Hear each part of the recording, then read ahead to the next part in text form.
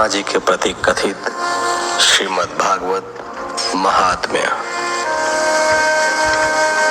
जग विख्यात श्रीमद् भागवत नामक पुराण का प्रतिदिन श्रद्धा युक्त होकर श्रवण करना चाहिए। यही मेरे संतोष का कारण है। जो मनुष्य प्रतिदिन भागवत पुराण का पाठ करता है उसे एक एक अक्षर के उच्चारण के साथ कपिला गोदान देने का पुण्य प्राप्त होता है।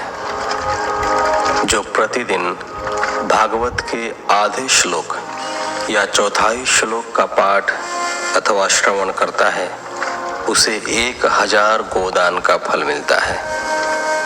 पुत्र, जो मनुष्य प्रतिदिन पवित्र चित्त होकर भागवत के एक श्लोक का पाठ करता है वह 18 पुराणों के पाठ का फल पा लेता है।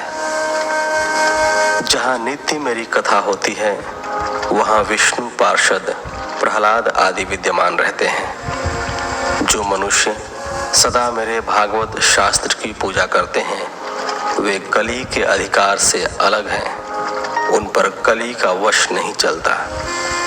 जो मानव अपने घर में वैष्णव शास्त्रों की पूजा करते हैं वे सब पापों से मुक्त होकर देवताओं द्वारा पूजे जाते हैं।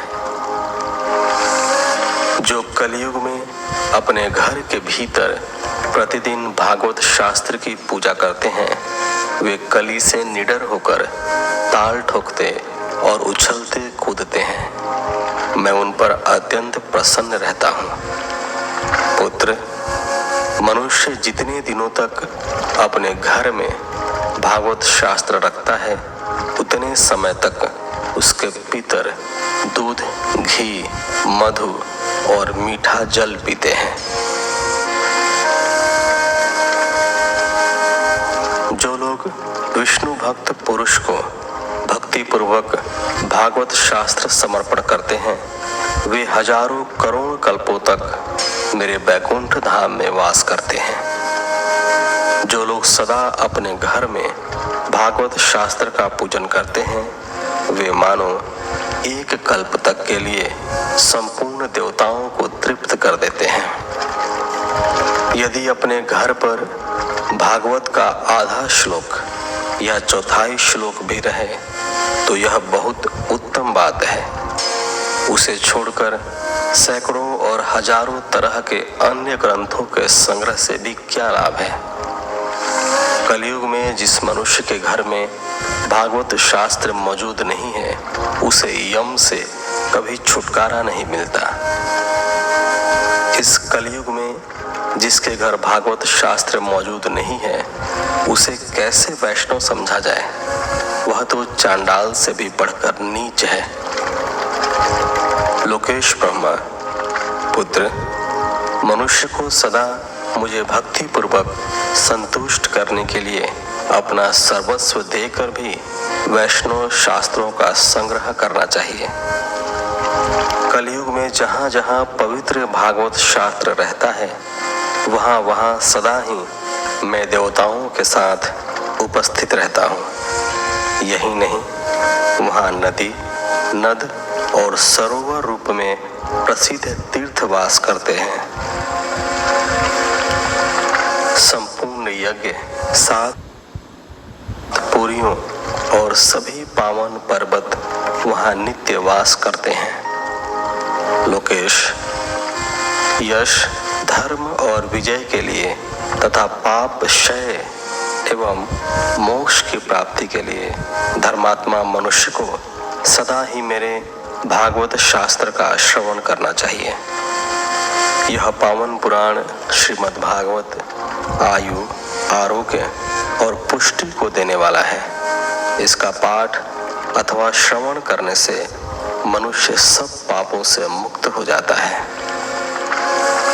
लोकेश, जो इस परम उत्तम भागवत को न तो सुनते हैं और न सुनकर प्रसन्न ही होते हैं उनके स्वामी सदा यमराज ही हैं। वे सदा यमराज के ही वश में रहते हैं। यह मैं सत्य सत्य कह रहा हूँ। पुत्र, जो मनुष्य सदा ही विशेषतः एकादशी को भागवत सुनने नहीं जाता, उससे बढ़कर पापी कोई नहीं है। जिसके घर में एक श्लोक, आधा श्लोक अथवा श्लोक का एक ही चरण लिखा रहता है, उसके घर में मैं निवास करता हूँ। मनुष्य के लिए संपूर्ण पुण्य आश्रमों की यात्रा या संपूर्ण तीर्थों में स्नान करना भी वैसा पवित्र कारक नहीं है जैसा श्रीमद् भागवत है। चतुर्मुख, जहाँ जहाँ भागवत की कथा होती है वहाँ वहाँ मैं उसी प्रकार जाता हूँ जैसे पुत्र वत्सला गो अपने बछड़े के पीछे पीछे जाती है। जो मेरी कथा कहता है, जो सदा उसे सुनने में लगा रहता है तथा जो मेरी कथा से मन ही मन प्रसन्न होता है, उस मनुष्य का मैं कभी त्याग नहीं करता। पुत्र, जो परम पुण्यमय श्रीमद् भागवत शास्त्र को देखकर अपने आसन से उठकर खड़ा नहीं हो जाता, उसका 1 वर्ष का पुण्य नष्ट हो जाता है। जो श्री भागवत महापुराण को देखकर Infinix Hot 65G Plus fingers dance like fire blaze और प्रणाम करने आदि के द्वारा उसका सम्मान करता है, उस मनुष्य को देखकर मुझे अनुपम आनंद मिलता है। जो श्रीमद् भागवत को दूर से ही देखकर उसके सम्मुख जाता है, वह एक एक पग पर अश्वमेघ यज्ञ के पुण्य को प्राप्त करता है, इसमें तनिक भी संदेह नहीं है। जो मानव खड़ा होकर श्रीमद् भागवत को प्रणाम करता है, उसे मैं धन, स्त्री, पुत्र और अपनी भक्ति प्रदान करता हूँ। हे पुत्र, जो लोग महाराजोचित सामग्रियों से युक्त होकर भक्ति पूर्वक श्रीमद् भागवत की कथा सुनते हैं, मैं उनके वशीभूत हो जाता हूँ।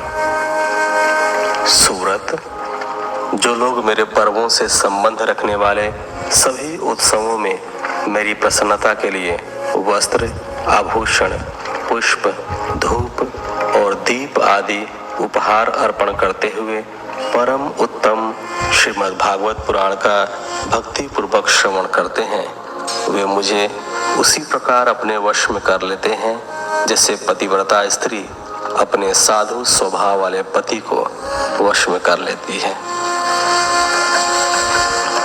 इस प्रकार स्वयं श्री हरि के श्रीमुख से ब्रह्मा जी के प्रति कथित श्रीमद् भागवत महात्म्य पूर्ण हुआ।